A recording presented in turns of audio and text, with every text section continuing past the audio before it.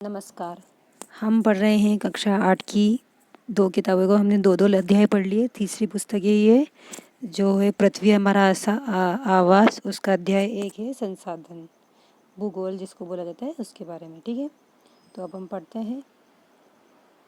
मोना और राजू अपना घर साफ करने में अम्मा की मदद कर रहे थे।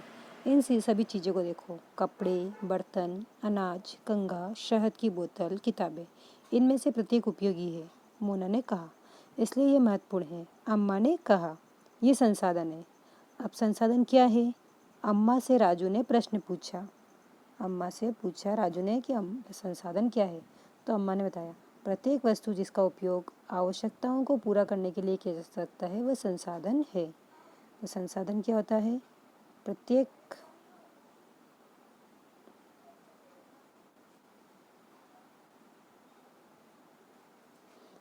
वस्तु जिसका उपयोग आवश्यकताओं को पूरा करने के लिए किया जा सकता है वह संसाधन है। अपने चारों ओर देखिए और निरीक्षण कीजिए। आप संसाधनों की विभिन्न प्रकारों को पहचानने में सक्षम होंगे। आप प्यास लगने पर जो जल पीते हो, आप अपने घर में जिस विद्युत का उपयोग करते हो, स्कूल से घर पहुंचने के लिए उपयोग किया गया रिक्शा, पाठ्य पुस्तक जिसका उपयोग आप अध्ययन के लिए करते हैं, ये सभी संसाधन हैं। तो संसाधन के उदाहरण क्या क्या हो गए?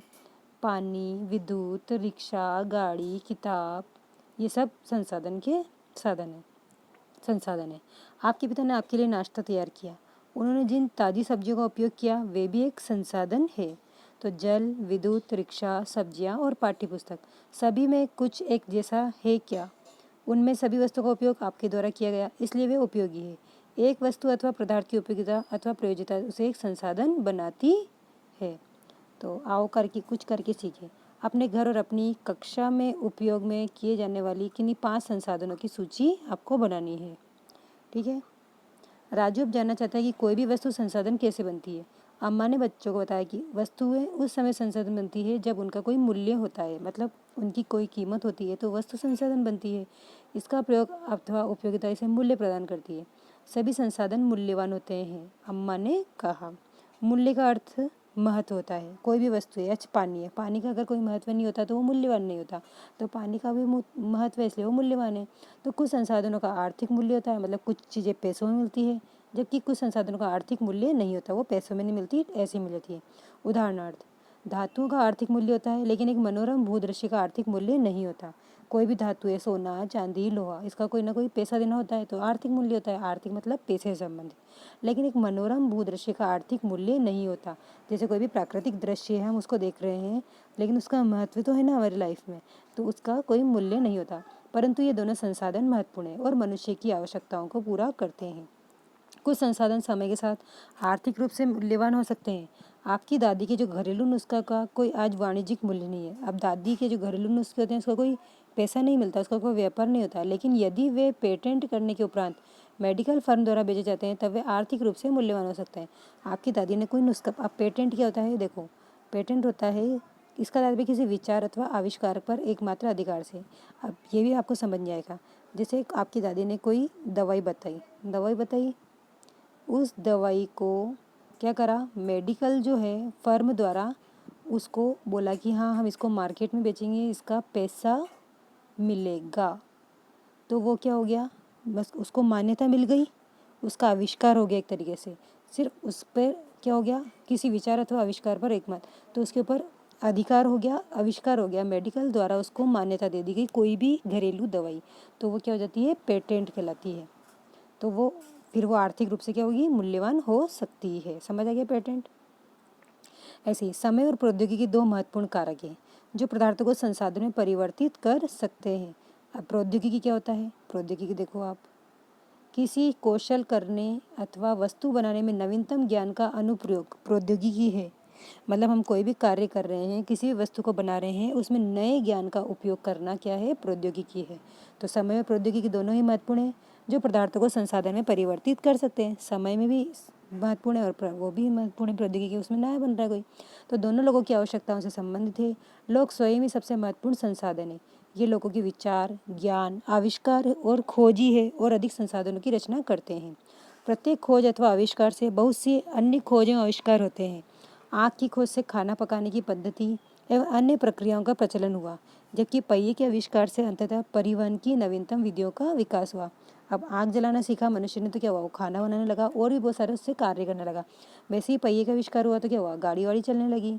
तो जल विद्युत बनाने की प्रौद्योगिकी ने तेजी से बहते जल से ऊर्जा उत्पन्न करके उसे एक महत्वपूर्ण संसाधन बना दिया। ठीक है। अब है संसाधनों के प्रकार। सामान्यतः संसाधनों को प्राकृतिक, मानव निर्मित और मानव में वर्गीकृत किया गया है। मतलब 3 तरह के भागों में बांटा गया, एक तो प्राकृतिक हो गया, एक मानव से निर्मित हो गया और एक मानव निर्मित और मानव में वर्गीकृत किया गया है। तो प्राकृतिक संसाधन, जो संसाधन प्रकृति से प्राप्त होते हैं और अधिक संशोधन के बिना उपयोग में लाए जाते हैं, प्राकृतिक संसाधन कहलाते हैं। तो प्राकृतिक संसाधन किसको बोला जाता है, जो संसाधन प्रकृति से प्राप्त होते हैं और अधिक संशोधन किए बिना, मतलब उसमें कोई सुधार ना करके डायरेक्ट हम उपयोग में लाते हैं, उसे प्राकृतिक संसाधन कहते हैं। तो वायु, जिसमें हम सांस लेते हैं, हमारी नदियों और झीलों का जल, मृदा और खनिज सभी प्राकृतिक संसाधन हैं। तो प्राकृतिक संसाधन के उदाहरण क्या हो जाएंगे, वायु, नदियाँ, झीलों का जल, मिट्टी, खनिज, ये सभी प्राकृतिक संसाधन हैं। इन संसाधनों में से बहुत से प्रकृति के निःशुल्क उपहार हैं। वो सी चीज़ें हमें प्रकृति ने हमें फ्री में दी है, जैसे हवा, पानी, मिट्टी, ये हमें ऐसे मिल जाती है। लेकिन खनिज थोड़े हमें पैसे से लेना पड़ते हैं, तो सीधे ही उपयोग में लाया जाए। कुछ परिस्थितियों में प्राकृतिक संसाधन का सबसे अच्छी तरह उपयोग करने के लिए और औजारों और प्रौद्योगिकी की आवश्यकता हो सकती है। तो प्राकृतिक संसाधन को विस्तृत रूप से नवीकरणीय और अनवीकरणीय संसाधनों में विभाजित किया जाता है।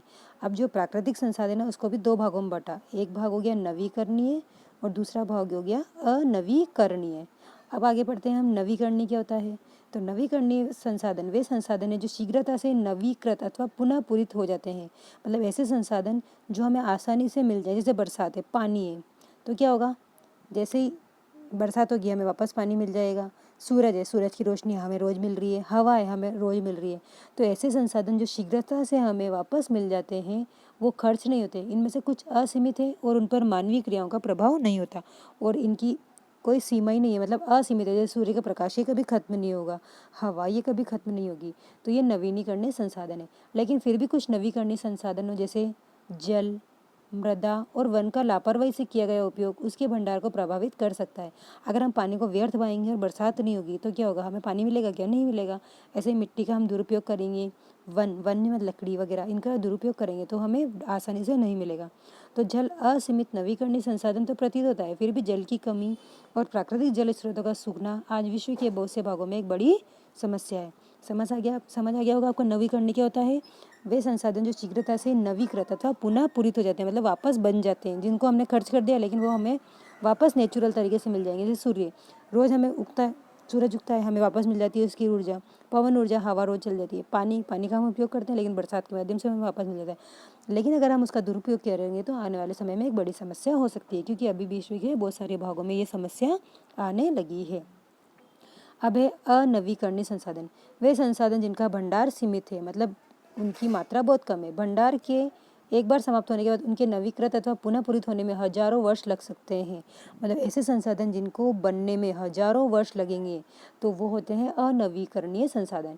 ये अवधि मानव जीवन की अवधि से बहुत अधिक है। मनुष्य तो 100 साल ही जीता है लेकिन उस वस्तु को बनने में 1000 वर्ष लग रहे हैं।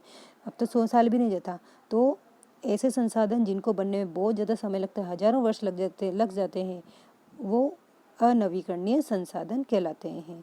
तो इस प्रकार के संसाधन अनवीकरणीय कहलाते हैं। जिसमें क्या आएगा, कोयले को आप जला लोगे एक बार तो क्या बनेगी, राख बनेगी। पेट्रोल को ख़त्म कर दिया, गाड़ी चलेगी क्या बिना पेट्रोल के, पानी से चलेगी नहीं। प्राकृतिक गैस इसके कुछ उदाहरण हैं। ठीक है।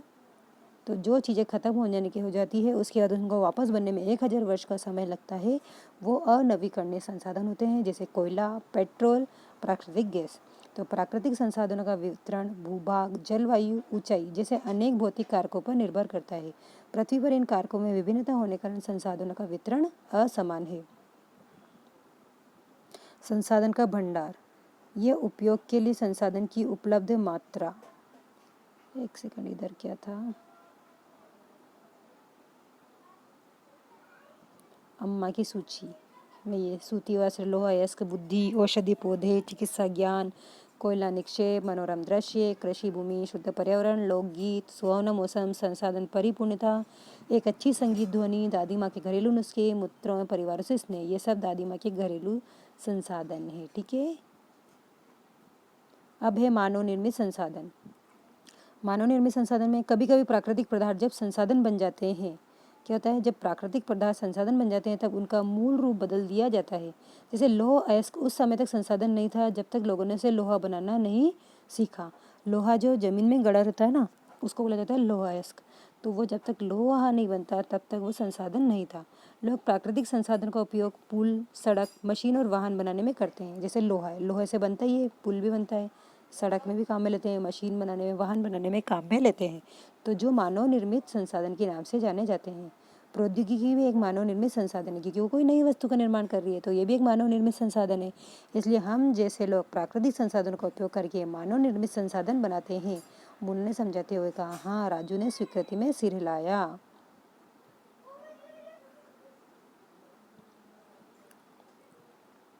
याओ करके सीखे में 5 मानव निर्मित संसाधनों की सूची बनानी है, जिन्हें आप अपने चारों ओर देखते हैं। अब है मानव संसाधन। लोग और अधिक संसाधन बनाने के लिए प्रकृति का सबसे अच्छा उपयोग तभी कर सकते हैं जब उनके पास ऐसा करने का कौशल तथा प्रौद्योगिकी उपलब्ध हो। अब मानव निर्मित संसाधन का उपयोग कब करेगा मनुष्य? जब उसके पास बुद्धि होगी। तो इसलिए मनुष्य एक विशिष्ट प्रकार का संसाधन है। अतः लोग, मनुष्य क्या है? एक विशिष्ट प्रकार का संसाधन है। अतः लोग मानव संसाधन है। शिक्षा और स्वास्थ्य लोगों को बहुमूल्य संसाधन बनाने में मदद करते हैं। अगर व्यक्ति शिक्षित होगा और वो स्वस्थ होगा तो वो बहुत सारी अच्छी अच्छी चीज़ें बना सकता है, तो बहुमूल्य संसाधन बनाने में मदद करते हैं। अधिक संसाधनों के निर्माण में समर्थ होने के लिए लोगों के कौशल में सुधार करना मानव संसाधन विकास कहलाता है। तो अधिक संसाधनों के निर्माण में समर्थ होने के लिए लोगों में क्या करना? लोगों के कौशल में, मतलब उनकी बुद्धि में थोड़ा सुधार करना, उनमें इंटरेस्ट जगाना मानव संसाधन विकास कहलाता है। ये देखो क्या है, इसको पढ़ते हैं अपन। सूखे कारण फसलों का विनाश, क्या मैं इसका समाधान निकाल सकती हूँ? हाँ, क्यों नहीं। ये सब ज्ञान, शिक्षा और कौशल के कारण संभव हुआ है कि हम इसका समाधान निकाल पाएँ। पढ़े और मनन करें। मनुष्य एक दूसरे पर निर्भर है। किसान सभी के लिए अन्न उपजाते हैं। वैज्ञानिक कृषि से जुड़ी विभिन्न समस्याओं और अन्न उत्पादन बढ़ाने के उपाय खोजते हैं। अब ये संसाधन संरक्षण ये पढ़ेंगे हम नेक्स्ट। चलो पढ़ लेते हैं, लेसन खत्म हो जाएगा। संसाधन संरक्षण। मोना ने एक बुरा स्वप्न देखा। उसने देखा कि पृथ्वी पर सारा जल सूख गया, सारे पेड़ कट गए, वहाँ पर न तो छाया थी और न कुछ खाने पीने के लिए था। लोग परेशान हो रहे थे और चारों तरफ भोजन और छाया की तलाश में निराश घूम रहे थे। उसने अपनी माँ को सपने में के बारे में बताया। उसने पूछा, अम्मा क्या ये सच में हो सकता है? हाँ, अम्मा ने उत्तर दिया। यदि हम नवीकरणीय संसाधनों के प्रति सतर्क नहीं रहते हैं तो वे बहुत ही दुर्लभ हो सकते हैं और अनवीकरणीय संसाधन निश्चय ही समाप्त हो सकते हैं। राजू ने पूछा, हम इसके लिए क्या कर सकते हैं? बहुत कुछ, अम्मा ने उत्तर दिया। आप अपने दोस्तों से बात क्यों नहीं करते? तो संसाधनों का सतर्कता पूर्वक उपयोग करना, उन्हें नवीकरण के लिए समय देना संसाधन संरक्षण कहलाता है। हमारे पास जो भी संसाधन है उसका हम क्या करना चाहिए? सतर्कतापूर्वक उपयोग करना चाहिए, फालतू वेस्ट नहीं करना चाहिए। संसाधनों का उपयोग करने की आवश्यकता और भविष्य के लिए उनके संरक्षण में संतुलन बनाए रखना सतत पोषणीय विकास कहलाता है। अब संसाधनों का उपयोग करने की आवश्यकता, हमें जितने संसाधन की आवश्यकता है उतना ही उपयोग करें और भविष्य के लिए, आने वाले समय के लिए उनको संतुलित बनाए रखने के लिए, उनकी सुरक्षा करने के का जो कार्य होता है उसे बोला जाता है सतत पोषणीय विकास। संसाधनों के संरक्षण के अनेक तरीके हैं। प्रत्येक व्यक्ति उपभोग को कम करके वस्तुओं के पुनर्चक्रण और पुनः उपयोग द्वारा योगदान दे सकता है। अंततः यह एक विभिन्नता बनाता है क्योंकि सभी जीवन एक दूसरे से जुड़े हुए हैं। उस शाम बच्चों और उसके मित्रों ने पुराने समाचार पत्रों, व्यर्थ वस्त्रों और बांस की डंडियों के से लिफाफे और खरीदारी के लिए थैले बनाए। ये पुनः उपयोग हो गया उनका। कोई भी वस्तु है उसका उपभोग करने के बाद, जैसे अखबार आया उसको पढ़ लिया, उसके बाद उसका पुनर्चक्रण उपयोग करना, मतलब उसकी थैली बना लेना। ये और बांस की डंडियों से लिफाफे और खरीदारी के लिए थैले बनाए। मोना ने कहा, हम इन वस्तुओं में से कुछ वस्तुएं उन परिवारों को देंगे जिन्हें हम जानते हैं। मुस्तफ़ा ने कहा, अपने संसाधनों को बचाना और अपनी पृथ्वी को सजीव रखना एक बहुत अच्छा कार्य है। जेसी ने कहा, मैं बहुत ही सतर्क रहूंगी कि कागज़ व्यर्थ न हो। उसने स्पष्ट किया, कागज़ बनाने के लिए बहुत से पेड़ों को काट दिया जाता है। मैं ध्यान रखूंगा कि मेरे घर में विद्युत व्यर्थ न हो। मुस्तफ़ा ने जोर से कहा, विद्युत जल और कोयले से मिलती है। मैं विश्वास दिलाती हूँ कि घर में जल बेकार नहीं होगा। जल की एक एक बूंद मूल्यवान है। आशा ने कहा, बच्चों ने कहा, हम सब मिलकर अंतर ला सकते हैं। ये कुछ कार्य मोना, राजू उनके मित्रों ने किए हैं। आपका क्या विचार है? आप संसाधन संरक्षण में कैसे मदद करने जा रहे हैं? हमारी पृथ्वी और इस पर निवास करने वाले लोगों का भविष्य पेड़ पौधों और पारितंत्र की सुरक्षा और संरक्षण से जुड़ा है। अब ये सुनिश्चित करना हमारा कर्तव्य हो जाता है कि सभी नवीकरणीय संसाधनों के उपयोग सतत पोषणीय है, पृथ्वी पर जीवन की विविधता संरक्षित की जाए, प्राकृतिक पर्यावरणीय तंत्र की हानि को कम से कम किया जाए। तो सतत पोषणीय विकास के कुछ सिद्धांत: जीवन के सभी रूपों का आदर और देखभाल करें, मानव जीवन की गुणवत्ता को बढ़ाना, पृथ्वी की जीवन शक्ति और विविधता का संरक्षण करना, प्राकृतिक संसाधनों के ह्रास को कम से कम करना, पर्यावरण के प्रति व्यक्तिगत व्यवहार और अभ्यास में परिवर्तन, समुदायों को अपने पर्यावरण की देखभाल करने योग्य बनाना। ये आपका लेसन ख़त्म हुआ। नेक्स्ट वीडियो में हम करेंगे क्वेश्चन आंसर। Thank you.